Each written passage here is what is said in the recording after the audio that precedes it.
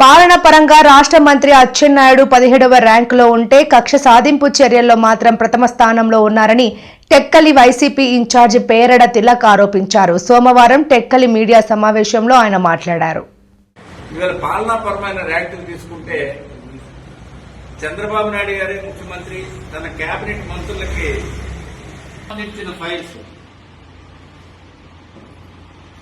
ఏ percentage ఎవరు ఏ ర్యాంకులో ఉన్నారని చెప్పి మన కేబినెట్ మీటింగ్ లో అతను అఫీషియల్ గా అనౌన్స్ చేశారు. దాన్ని గమనిస్తే ఈ జిల్లా మంత్రి అచ్చెన్నాయుడు గారు 17వ ర్యాంకులో ఉన్నారు.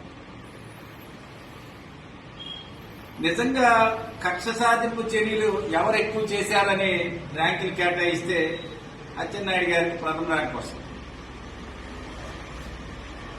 పాలన సాగించడంలోనూ పరిపాలన ఆమోదం చేయించడంలోనూ అచ్చెన్నాయుడు గారికి 17వ ర్యాంక్. ఇది అచ్చెన్నాయుడు గారి ఘనకీర్తి. మరి రామ్మోహన్ నాయుడు దేనికి పనికొచ్చారు? ఆ కేంద్ర మంత్రి ఇచ్చారు. డ్రోన్ కెమెరా అంటాడు, హెలికాప్టర్ అరసవెల్లో తిరుగుతుందంటాడు, విమాన సర్వీసులు శ్రీకాకుళం జిల్లాకు తీసుకొస్తానని చెప్తారు. ఏ రామ్మోహన్ నాయుడు విమాన సర్వీసులా ఈ జిల్లాలో ఉన్న వ్యవసాయంపై ఆధారపడిన కుటుంబాలకు, వ్యవసాయదారుడైన రైతుకి మీ ప్రభుత్వంలో కనీసం వాళ్ళు పండించుకున్న పంటకి గిట్టుబాటు ధర ఇవ్వలేకపోయారు. పండించిన ధాన్యాన్ని ఈ రోజుకి వరకు కొనుగోలు చేయలేకపోయారు.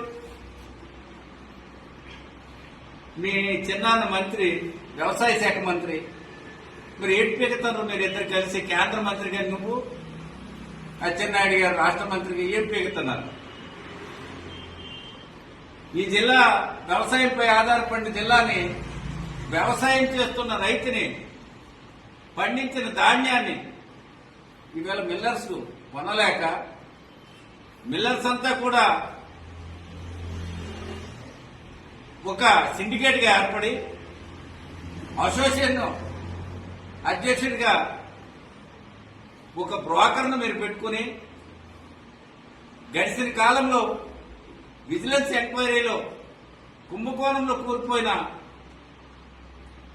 వ్యక్తి బోయిన్ రమేష్.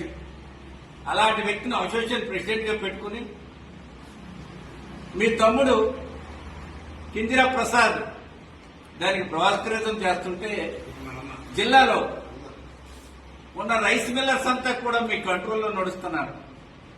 భయభ్రాతులతో rice millers